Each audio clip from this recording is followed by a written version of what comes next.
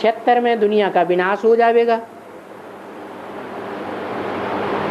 परंतु 1976 में advance party निकली, उन्होंने 1-2 साल पहले से ही घोषणा करना शुरू कर दी कि 1976 में 500 करोड़ की दुनिया का विनाश नहीं हो जाएगा।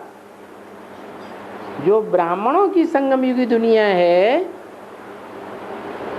उसका विघटन शुरू हो जाएगा। क्या? जो ब्राह्मणों की बेसिक की संगम युगी दुनिया है वो जैसे कि खलास हो जाएंगे। कौन बचेंगे? जो 1976 में बाप का प्रत्यक्षता वर्ष मनाया गया, उस बाप को पहचानेंगे वो ही बचेंगे, और बाकी सब खलास हो जाएंगे। तो वो हुआ। 1976 से ब्राह्मणों की नई दुनिया शुरू हुई कि नहीं हुई है? हुई। और जो ब्राह्मणों की पुरानी दुनिया थी वो विघटन को पाने लगी, नष्ट हो गई। ऐसे ही एडवांस में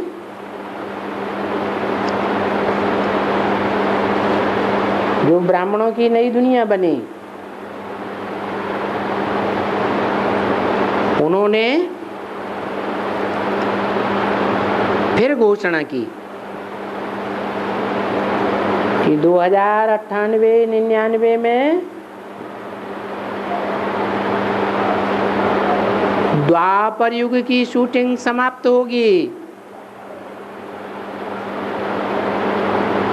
शास्त्रों के आधार पर द्वापर के अंत में महाभारी महाभारत युद्ध गाया हुआ है। उसकी शूटिंग कहाँ होती है? ये ब्राह्मणों की संगम युग दुनिया में द्वापर के अंत में वो युद्ध शुरू हुआ। बेसिक वालों में और एडवांस वालों में युद्ध की प्रत्यक्षता होने लगी।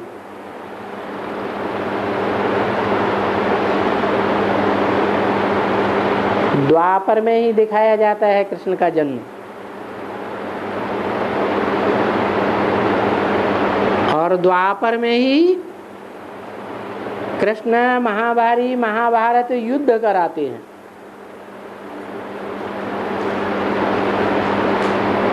वो शूटिंग की घोषणा हुई थी, परंतु ये ज्ञान ऐसा है कि जब तक कोई सन्मुख आकर न समझे तब तक समझ नहीं सकता। और वो बेसिक वाले ब्राह्मण सन्मुख नहीं आए, उन्होंने सिर्फ है टैप रिकॉर्डर्स में, टैप रिकॉर्ड में, वीसीडी में वो घोषणा सुन ली और वो घोषणा बेसिक वालों में रिले कर दी कि 1999-2000 में दुनिया का विनाश हो जाएगा। तो ये बाहर की दुनिया की बात थी या अंदर की बात थी? अंदर की बात थी। ऐसे ही फिर बाद में माया सभ्यता की कैसेट निकली,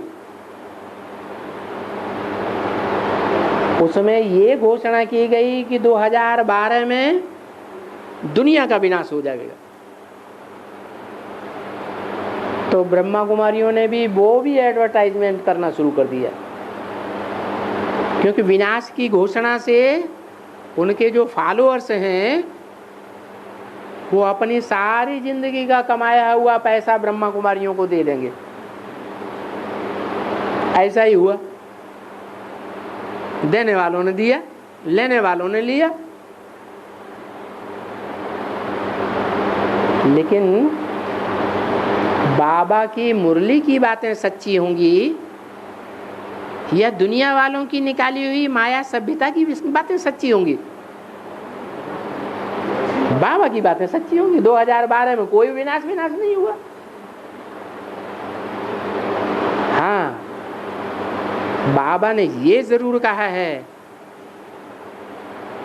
कि जैसे दुनिया में और धर्म पिताएं हुए हैं, उन्होंने 100 वर्ष के अंदर अपने अपने धर्म की स्थापना की है सभी ने। ऐसे ही भगवान बाप जब आते हैं तो कितने वर्ष के अंदर नई दुनिया की शुरुआत और पुरानी दुनिया का विनाश का काम पूरा करते हैं?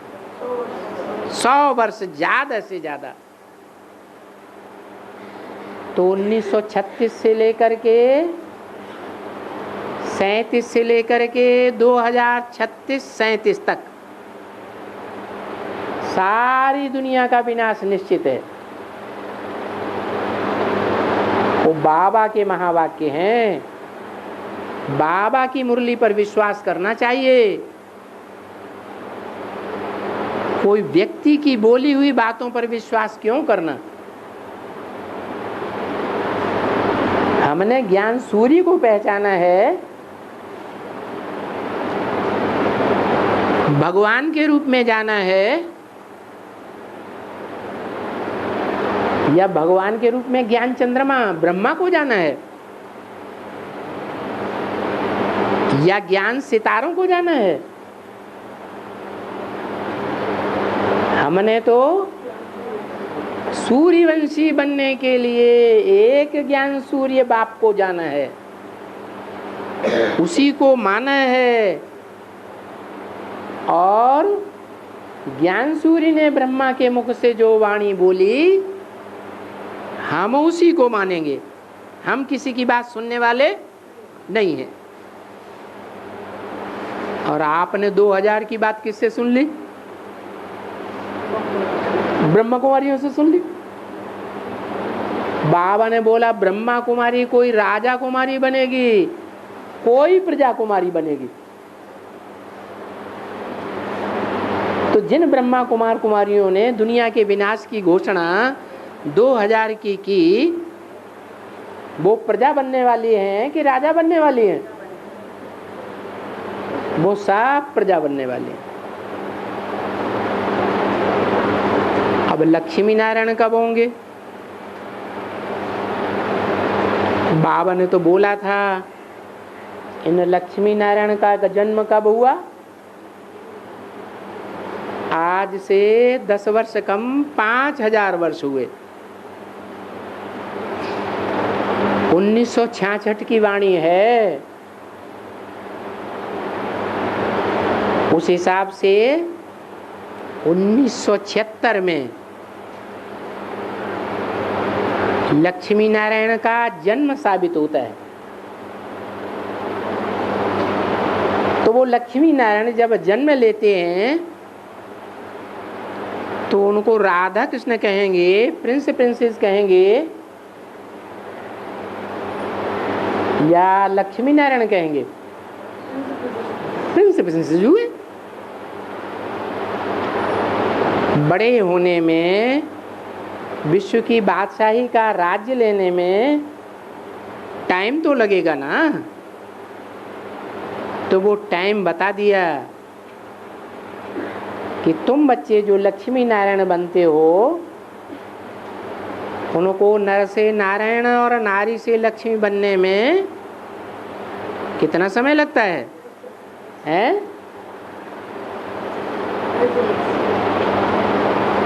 कितना समय? 40 साल। 76 से लेकर के 40 ऐड करो तो कितना आता है? 2016-17 आता है। तो लक्ष्मी नारायण जो विश्व के मालिक बनने वाले हैं, वो विश्व के मालिक के रूप में कब से प्रत्यक्ष होंगे? 40 वर्ष पूरे होंगे तभी तो प्रत्यक्ष होंगे।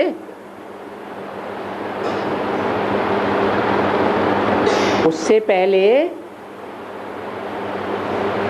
उनको प्रिंस प्रिंसेस कहेंगे, लक्ष्मी नारायण नहीं कहेंगे। और लक्ष्मी नारायण भी कौन से? जो नर से पुरुषार्थ करके नारायण बनने वाले हैं। ऐसे नहीं कि नर बन के पुरुषार्थ करें और अगले जन्म में प्रिंस प्रिंसेस के रूप में जन्म लेवे। वो जन्म लेने वाले नहीं, वो तो पुरुषार्थ करके प्रत्यक्ष होने वाले हैं, जो नर से नारायण बनते हैं। इसलिए लक्ष्मी नारायण के चित्र में लक्ष्मी नारायण को ज्ञान के प्रकाश के घेरे में दिखाया है। क्या? सतयुग में जो कृष्ण पैदा होगा वो ज्ञान प्रकाश की दुनिया में नहीं होगा। वहां सतयुग में ज्ञान होगा ही नहीं। ज्ञान कौन से युग में होता है? संगम युग में होता है। तो संगम युग में ज्ञान प्रकाश के घेरे में जिन लक्ष्मी नारायण को चित्र में दिखाया है, वो ज्ञान प्रकाश का घेरा पवित्रता का प्रकाश नहीं है, जो देवताओं को दिखाया जाता है मुखमंडल के चारों तरफ।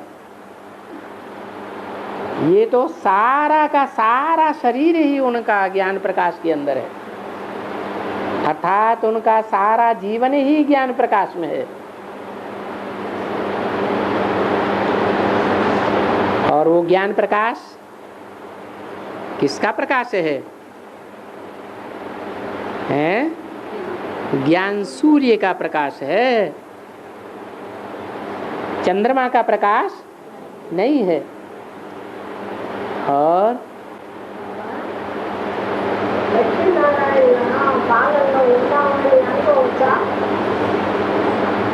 बोलो बोलो।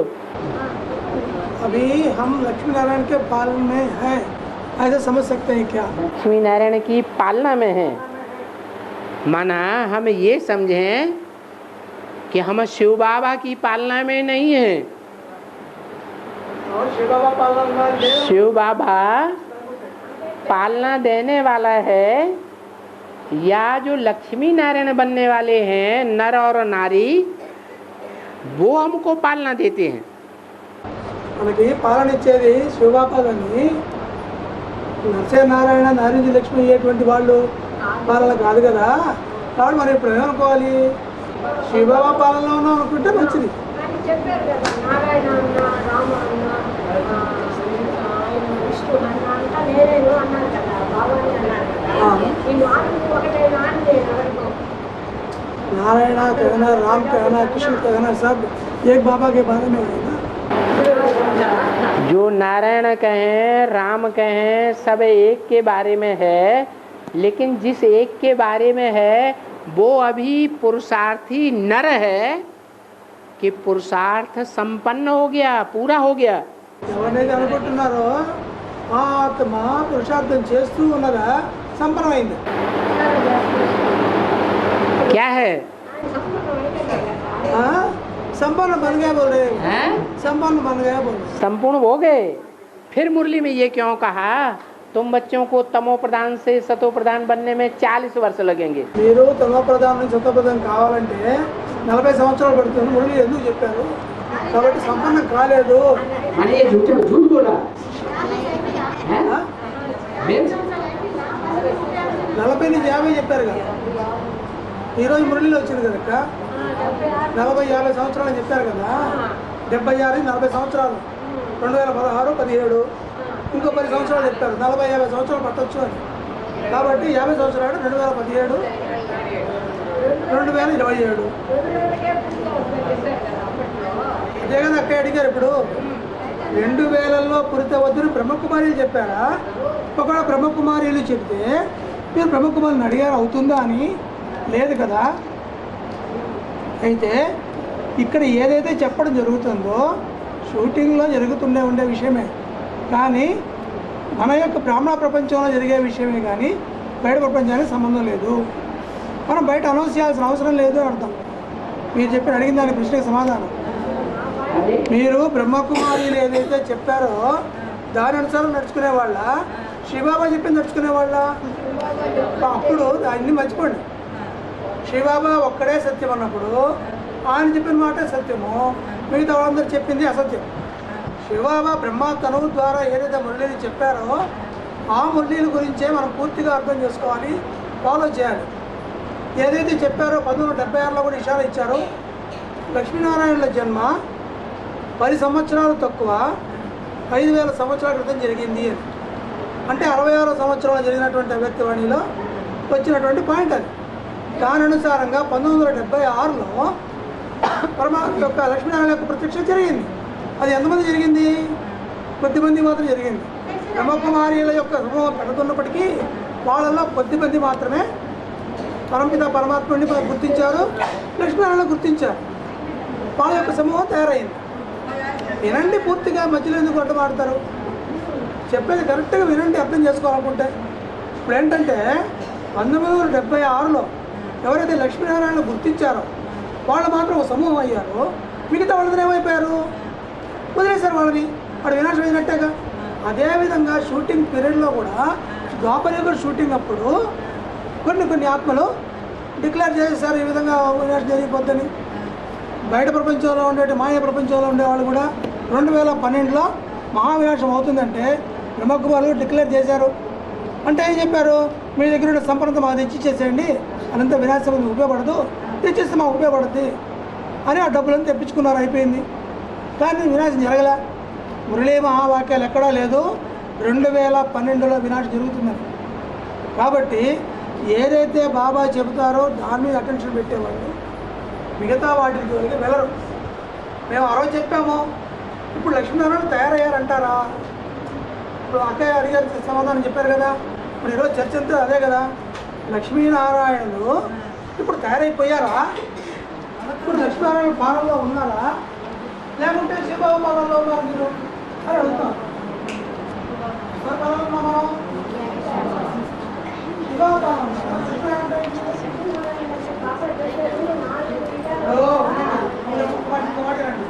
రాముడన్నా, కృష్ణుడన్నా, నారాయణన్నా, ఏదన్నా ఉన్నా కూడా ప్రజాపిత అన్నా కూడా ఆ ఆత్మకే వర్తిస్తుంది. ఎవరు? పురుషార్థం. పురుషార్థం చేసే ఆత్మని మీ ఫాలో చేసేదానికి ఆ కాలంలో ఉన్నాను లేదు. వాళ్ళకి ఆ పురుషార్థం చేసినట్టు మనలో మన పాత్ర ఉంది. కాబట్టి నారాయణుడు కానీ, కృష్ణుడు కానీ, రాముడు కానీ ఏ శరీరధారిని కూడా స్మృతి చేయకూడదు, ఫాలో చేయకూడదు. వాళ్ళ పాలన మనకు లేదు. శివబాబా యొక్క పాలనలో ఉన్నాం అనుకుంటేనే మనకు లాభం. ఇప్పుడు అడిగింది మీరేందో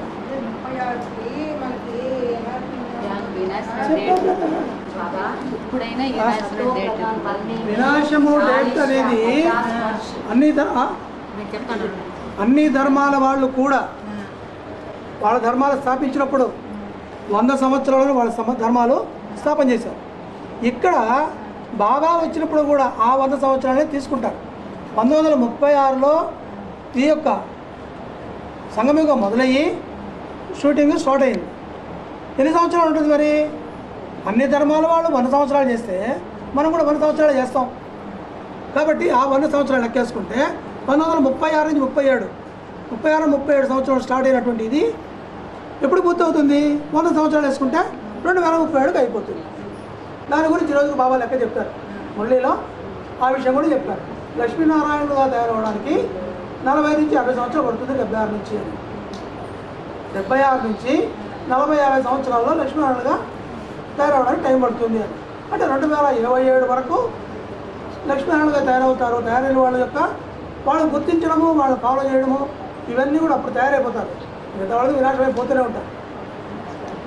కాబట్టి ఇప్పుడు లక్ష్మీనారాయణ పాలన వస్తుంది తప్పకుండా. 2036లో వినాశం అయ్యేదే. కానీ ఎవరికి అవుతుంది, ఎక్కడ అవుతుంది మనం ఆలోచించుకోవాలి. పూర్తి ప్రపంచం వినాశం అయిపోతుంది. కానీ మనం అనుకుంది దాంట్లో ఉండకూడదు, బయట ఇక్కడ రావాలి.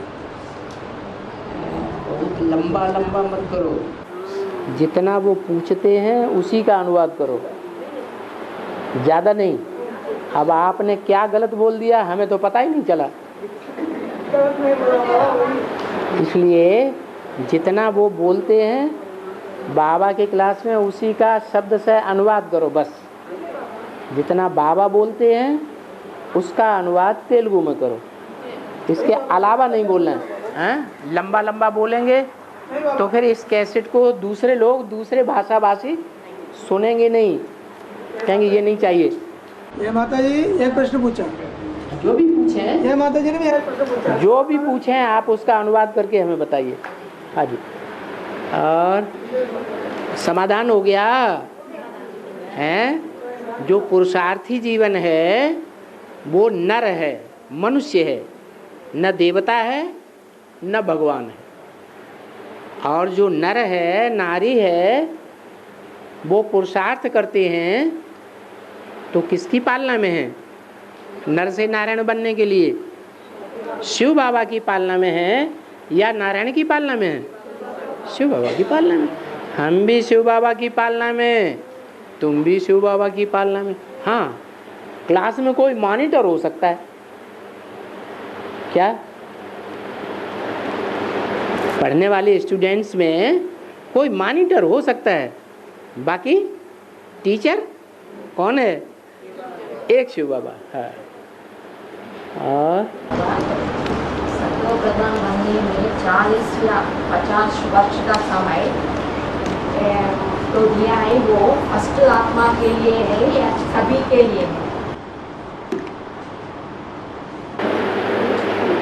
नई दुनिया बनेगी तो एक आत्मा से बनेगी या एक परिवार की इकाई से बनेगी? परिवार के इकाई से। जो भी नई दुनिया बनेगी 100% संपन्न नई दुनिया बनेगी, 0.25% भी कम नहीं। ऐसी दुनिया जो 100% संपन्न हो, उसमें थोड़ी आत्माएं होंगी या ढेर की ढेर आत्माएं होंगी? हैं? और थोड़ी में थोड़ी कितनी चाहिए? हैं? 8 होंगी, जो धर्मराज की सजाएं नहीं खाते। ऐसा एक परिवार होगा, वो पूरा परिवार परिवार की इकाई कही जाएगी, और वो एक होगा कि 8 होंगे? कितने होंगे परिवार में? 8 होंगे। हाँ, संपन्न बनने में एक एक सेकंड का अंतर हो सकता है, लेकिन अगर 7 हैं तो परिवार की इकाई नहीं। जब तक पूरे 8 का परिवार न बने तब तक नई दुनिया की शुरुआत नहीं कहेंगे। और 4.5 लाख आत्माएं आत्मिक स्थिति में आते हैं ना लास्ट में, वो समय कौन सी साल में होगा बाबा? 40 वर्ष बता तो दिया, नई बुद्धि में आया। 40 से 50 वर्ष लगते हैं तुम बच्चों को तमो प्रधान से सतो प्रधान बनने में। कितने वर्ष? 40 इयर्स। कब से? 1976 से। ये नहीं समझे, अनुवाद करते जाओ।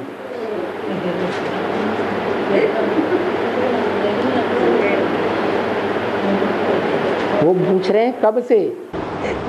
कब से नहीं बाबा, कब से संपन्न बनेंगे 8? कब से नहीं, सभी 4.5 लाख कब संपन्न बनेगी?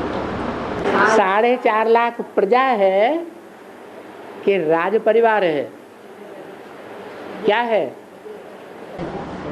प्रजला राज परिवार में क्या? लेकिन वो संपूर्ण आत्मिक स्थिति में आते हैं ना। आएंगे, लेकिन प्रजा पहले आत्मिक स्थिति में स्थिर होगी या राज परिवार पहले आत्मिक स्थिति में संपन्न होगा? तो राजाओं के लिए बताया, जो राजाई लेने का पुरुषार्थ राजयोग सीख करके बाबा से बन रहे हैं, उनके लिए टाइम बताया। तुम बच्चों को प्रजा के वो बाबा पढ़ाने आया है? बाबा प्रजा योग पढ़ाने आया है कि राजयोग पढ़ाने आया है? तो जो राजा बनने वाले बच्चे हैं, राज परिवार में आने वाले बच्चे हैं, जिनकी संख्या 16,000 बताई, उन 16,000 की ये बात है कि उनको तमो प्रधान से सतो प्रधान बनने में कितना टाइम लगेगा? 40 वर्ष से 50 वर्ष, 40 to 50 ईयर्स। तो 2027 इसके आसपास होगा। बाकी प्रजा बाद में आती रहेगी। और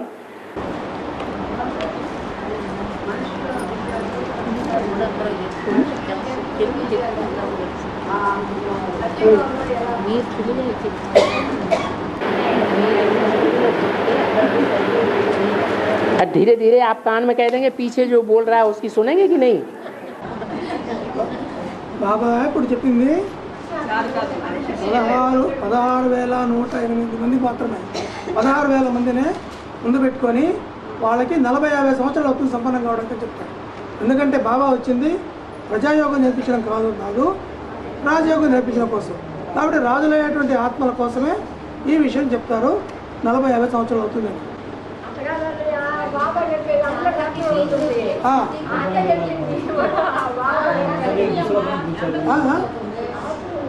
ఎవరు చెప్పండి, మళ్ళీ చెప్పండి.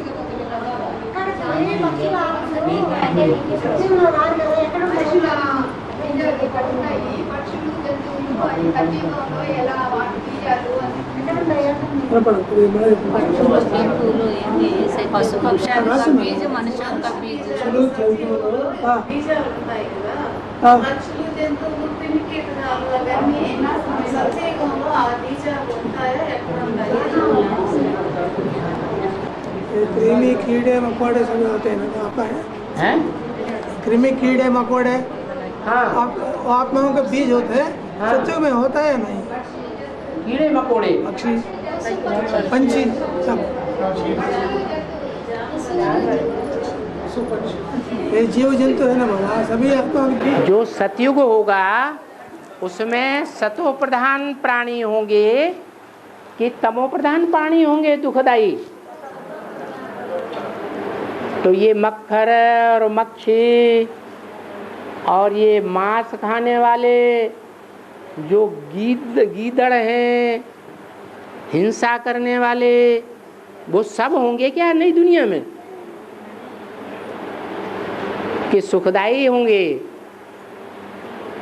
अच्छे अच्छे पक्षी होंगे जो सुंदर सुंदर आवाज करेंगे, देखने में बहुत सुंदर होंगे, इधर उधर चारों ओर गंध भी नहीं करेंगे, पक्षी भी सुंदर होंगे। बाकी कीड़े मकोड़े तो दुखदाई ही होते हैं। वो नई सतो प्रधान सतयुग की दुनिया में कीड़े मकोड़े थोड़े ही हो सकते हैं, मक्खी मच्छर वहां थोड़े ही होंगे। दुखदाई कोई भी जीव जंतु प्राणी नहीं होगा। और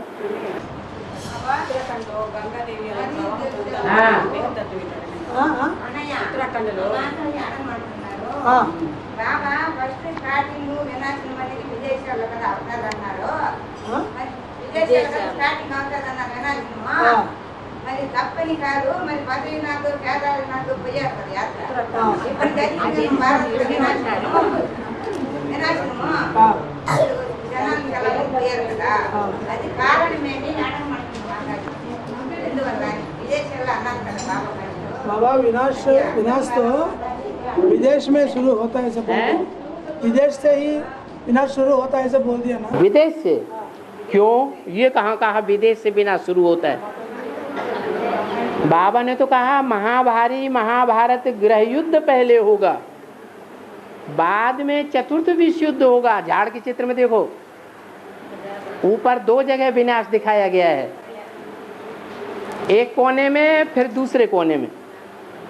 एक कोने में जो इधर जो विनाश दिखाया गया है वो भारत का महाभारत युद्ध है।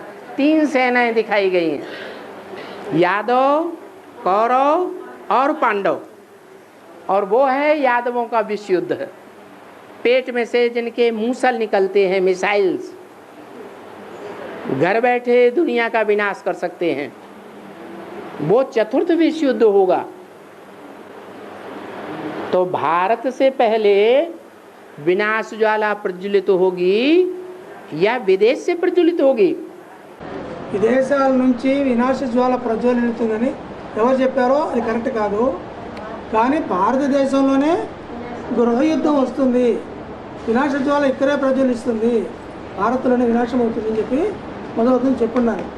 కాబట్టి ఈ యొక్క మహాభారతదేశంలోనే మన యొక్క గ్రహ యుద్ధం అనేది మొదలవుతుంది. అక్కడే మన కల్పవృక్ష చిత్రంలో కూడా 2 రకాల వినాశాలు చూపించున్నారు. అక్కడ ఆ యొక్క మిసైల్స్ అనేవన్నీ కూడా తయారు చేసినారు వాళ్ళు, యాదవులు. ఆ తర్వాత ఇక్కడైతే మన భారతదేశంలో గృహ యుద్ధాలు, దీని ద్వారా వినాశం అవుతుంది చెప్తారు.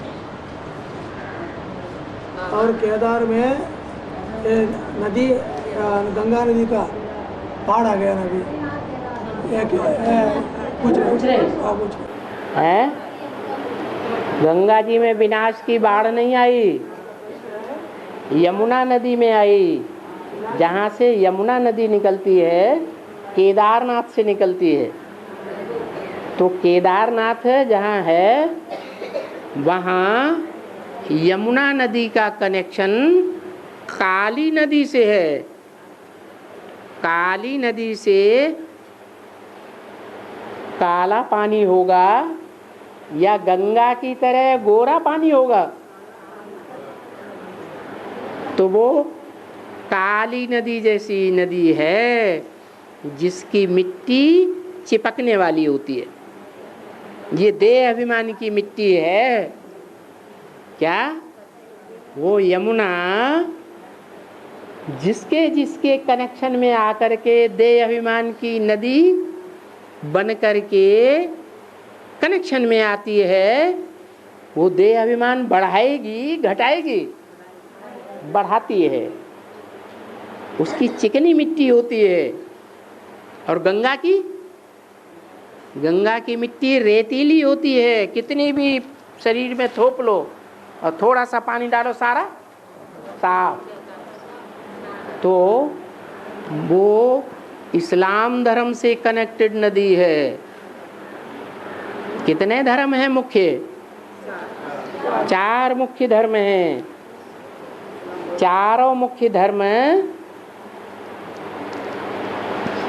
के 4 धाम हैं भारतवर्ष में। बद्रीनाथ, केदारनाथ, श्रीनाथ और जगन्नाथ।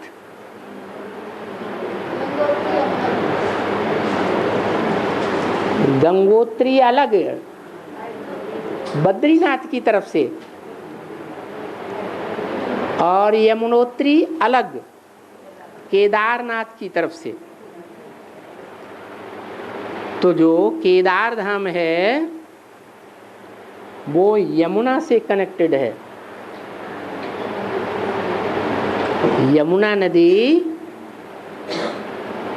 काली नदी है, महाकाली से कनेक्शन है।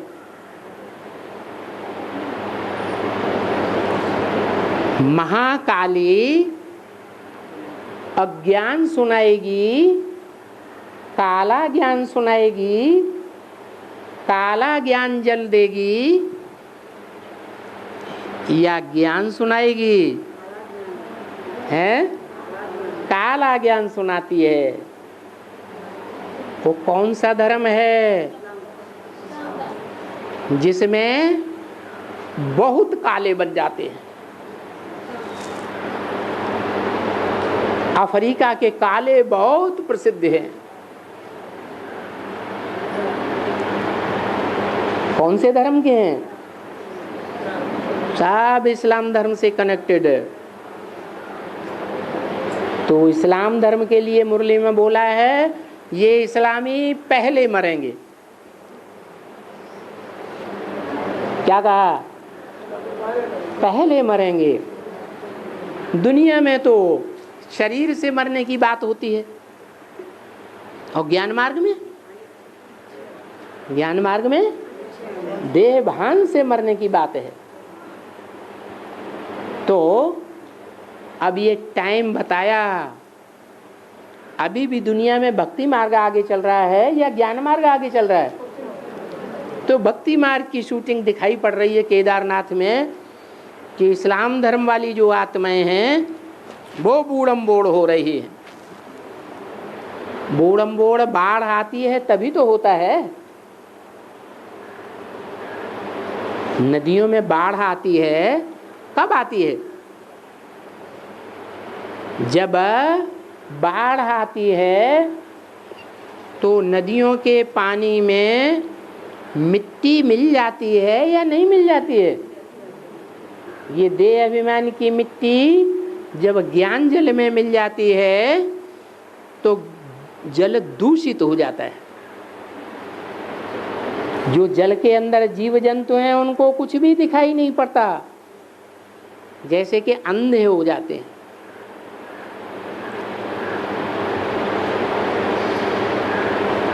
यही हाल है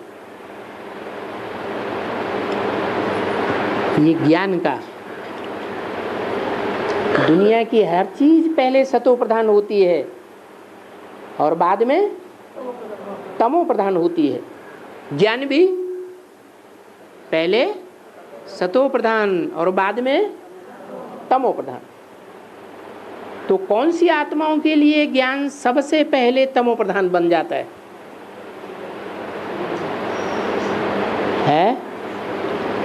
जो ज्यादा विकार में जाने वाली आत्माएं होंगी उनके लिए ज्ञान पहले तमो प्रधान बनेगा, या जो निर्विकारी लंबे समय तक रहने वाली होंगी उनके लिए बनेगा? अनुवाद करो इस बात का। अच्छा, जो तमो प्रधान आत्माएं हैं इस्लाम धर्म की, वो ज्ञान जल्दी भूल जाती है, क्योंकि विकारों में गिरने से रिजल्ट क्या होता है? ज्ञान बुद्धि में से उड़ जाता है। तो कौन से धर्म की आत्माओं से ज्ञान पहले उड़ जाता है बुद्धि में से? है इस्लाम धर्म में से। तो वो ही इस्लाम धर्म वाली आत्माएं जिनकी बुद्धि में से ज्ञान जल उड़ जाता है, माने तामसी ज्ञान हो जाता है, वो आत्माएं पहले मरती है। यहाँ ज्ञान में भी ऐसे ही बाबा ने बताया, ये इस्लामी पहले मरेंगे, देवान से मरेंगे और पहले बाप के बनेंगे। एडवांस के आदि में भी ऐसे ही हुआ था दिल्ली में। क्या? 4 धर्मों की 4 बीज रूप आत्माएं निकली थी। रामायण में उनका नाम दिया राम लक्ष्मण भरत शत्रुघ्न। उनमें से जो इस्लाम धर्म की बीज रूप आत्मा थी उसने पहले पहले ज्ञान को पकड़ा, एडवांस ज्ञान। एक ही रात के अंदर 9 पेज का उसने पंपलेट बनाई दिया और दूसरे दिन उसे मशीन में जाके साइक्लो स्टाइल मशीन से छपा के और दिल्ली के सब सेंटरों में वितरित कर दिया। इतना फास्ट काम किया। तो एडवांस ज्ञान में दुनिया से पहले ब्रह्मा कुमारियों की दुनिया जो थी उसमें पहले कौन से धर्म के मरे? इस्लाम धर्म के मरे। तो केदारनाथ में जो भी हो रहा है सब ठीक हो रहा है, कुछ गलत नहीं हो रहा है। और కేదార్నాథ్లో జరిగేది ఏది అనవసరం జరగట్లే, జరగాల్సింది జరుగుతోంది. కానీ కేదార్నాథ్లో ఉండే నది మాత్రం గంగా నది కాదు, యమునా నదితో కనెక్షన్ ఉంది. యమునా నది కాళీ నదిలో కలుస్తుంది కాబట్టి అది నల్లగానే ఉంటుంది. నల్లగా ఉంది అంటే వికారాలనే ఇస్తున్నది. కాబట్టి ఆ యొక్క దాని యొక్క మట్టి కూడా బురదలాగా ఉంటుంది, ఒంటికి అంటుకుంటే త్వరగా పోదు. అదేవిధంగా ఇక్కడ కూడా జ్ఞానజలముతో పాటు ఈ బురద కలిసి మనం ఒంటికి పూసుకుంటే మళ్ళీ ఎంత పూసుకున్నా కూడా అది క్లియర్ అవ్వదు. అదే గంగానది నీళ్లు కానీ అయితే, గంగానది ఇసుక కానీ అయితే ఒకసారి మనం పూసుకున్నా కొంచెం నీళ్లు పోసుకుంటే మొత్తం క్లియర్ అయిపోతుంది. కాబట్టి కేదార్ మాత్రం యమునా నది కనెక్షన్లో ఉంది. ఆ యమునా నది కూడా ఇస్లాం యొక్క వాళ్ళ కనెక్షన్లో ఉంది అది అని బాబా చెప్పారు. बाबा सागर अंधेरे में आते हैं, ज्ञान सूर्य कभी भी अंधेरे में नहीं आते। सागर जमीन से चिपक के रहता है और सूर्य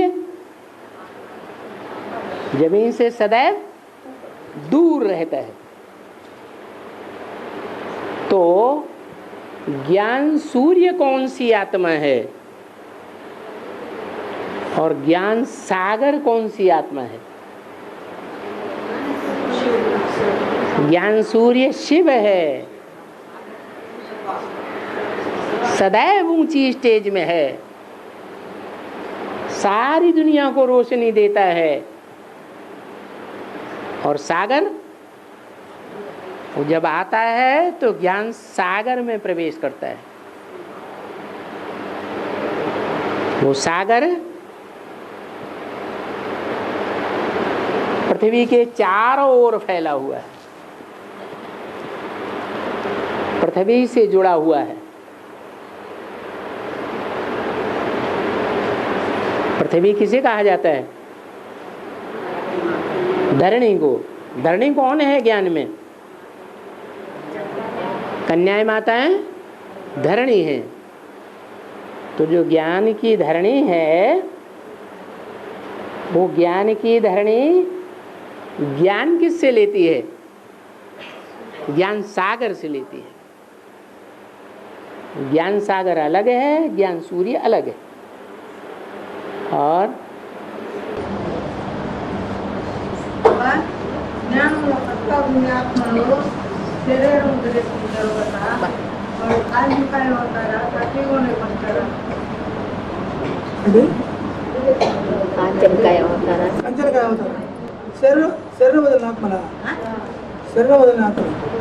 జ్ఞానం కొత్తగా ఉండే ఆత్మ శరీరం వదిలేరు కదా, వాళ్ళు కాంతికాయ అవుతారా, ప్రతిగోని పడతారా? बाबा ज्ञान में आने के बाद शरीर छोड़ते हैं, शरीर में ज्ञान में आने के बाद पक्का होने के बाद शरीर छोड़ते हैं। कोई आत्मा है ज्ञान में आने के बाद पक्का होने के बाद शरीर क्यों छोड़ेंगे? कच्चे होंगे। एडवांस ज्ञान में आ जाएं और पक्के हो जाएं एडवांस ज्ञान में तो वो शरीर छोड़ेंगे हैं कि नई दुनिया बनाएंगे? शरीर छोड़ेंगे हैं? सारे ही शरीर छोड़ देंगे तो नई दुनिया कहाँ से आएगी? పక్కా అయిన ఆత్మలు శరీరం వదిలేసిన అవసరం లేదు. నరసే నారాయణ నారి లక్ష్మి అంటే భక్తులు వాళ్ళు ఎప్పుడు వెళ్తారు కదా. కాబట్టి ఇక్కడ పూర్తిగా పక్కా కాని ఆత్మలే శరీరం వదులుతారు. అంతేగాని పక్కా అయిన ఆత్మలు శరీరం వదిలే పని ఉండదు. ఇక్కడ అందరూ శరీరం వదిలేసేస్తే నరసే నారాయణ నారి లక్ష్మి వాళ్ళు ఎప్పుడు వెళ్ళేవాళ్ళు ఎవరు? ఇంకా ఎవరు? వాళ్ళు పక్క ఆత్మలు కాదు, కచ్చే ఆత్మలు అంటారు. పూర్తిగా పక్వానికి వచ్చినవి కాదయ్యి. మీరు పక్క అయ్యే వాళ్ళ గురించి తెలుసుకోండి. ఎవరు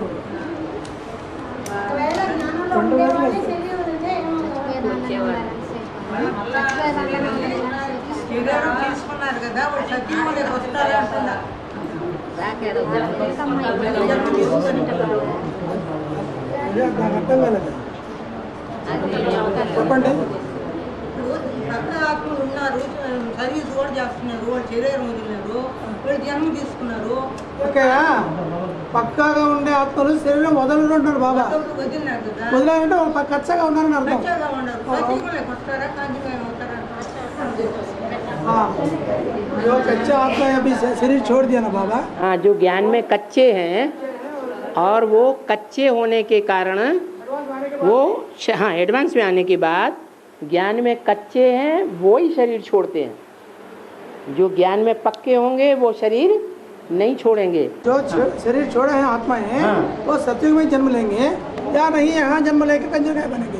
अरे यहाँ जो ज्ञान में आकर एडवांस ज्ञान में आकर के शरीर छोड़ते हैं उनके बुद्धि में घुसा हुआ है ज्ञान कि हमको इसी शरीर से सतयुग में जाना है. ये ज्ञान एडवांस में दिया जाता है, बेसिक में नहीं दिया जाता है. तो वो अगर शरीर छोड़ेंगे भी तो उनकी बुद्धि में क्या बैठा है कि देह सहित हम नई दुनिया में जाएंगे. इसलिए वो जन्म लेते हैं, जन्म लेकर फिर एडवांस में आएंगे और एडवांस में आकर के तीखे जाएंगे. ఎవరైతే మీరు చెప్పినట్టుగా శరీరం వదిలిన ఆత్మలు ఉన్నారో వాళ్ళు సత్యుగులు జన్మ తీసుకోరు, ఇక్కడే జన్మ తీసుకుంటారు.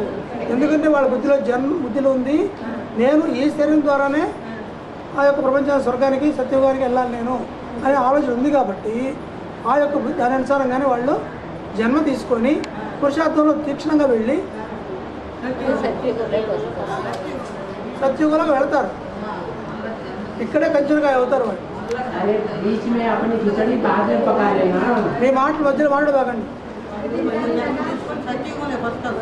సత్యుగులకు వచ్చే మాట కనుక ఇక్కడే ప్రాప్తి తీసుకుంటారు.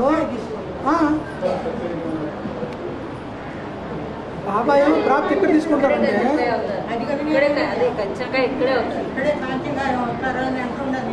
అవును అదే బాబు చెప్పింది.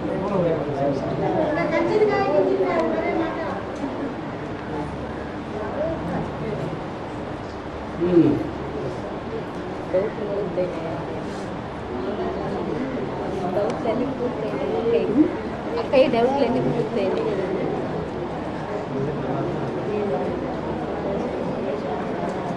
ఇంకా बोलो क्या बात है. బ్రహ్మ బాబాకు 50 సంవత్సరాలు తక్కువ అన్నారు కదా, అప్పుడు 84 సంవత్సరాలు పూర్తి కావడానికి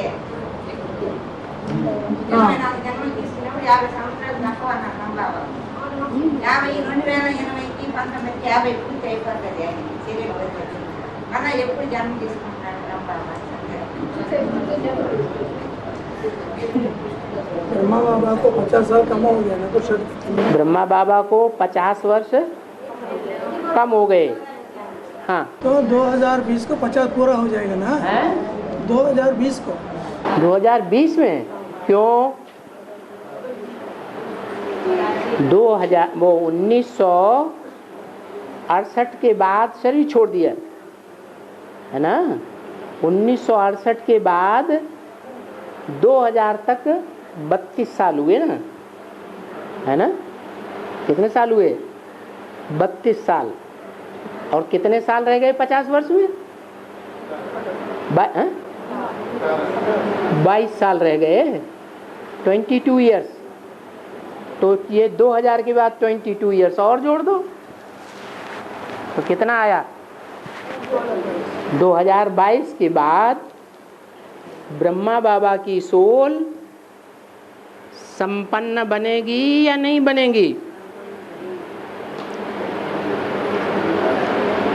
हैं? 2022 బ్రహ్మ ఆత్మ సంపన్న అవుతుందా కాదా అని అడుగుతాం. संपन्न बन जाएगी. 28. हेलो. हाँ,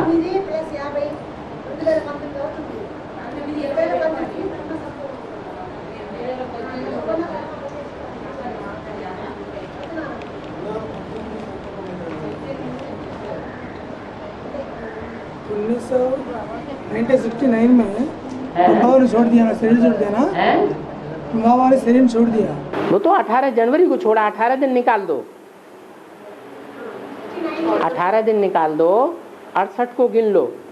ఇప్పుడు 68కే లెక్కేయండి, అక్కడ 50 లెక్కేసుకోండి। 69, 70, 2 साल रह गए ना, तो 22 साल हो गए 2000 तक। और 2000 के बाद फिर कितने साल रह गए? 50 में हैं 18 नहीं, 22 साल के बाद 50 में से